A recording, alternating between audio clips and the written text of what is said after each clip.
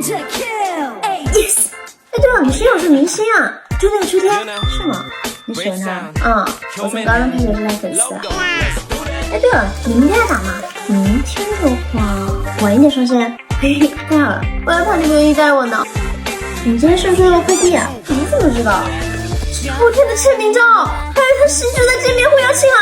哇，送的，喜欢吗？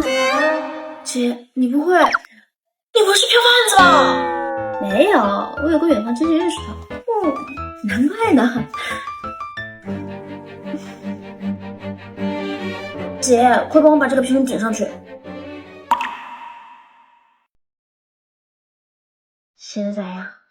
我给名私发给秋天的，不过他应该看不到吧？发吧，他肯定会看见的。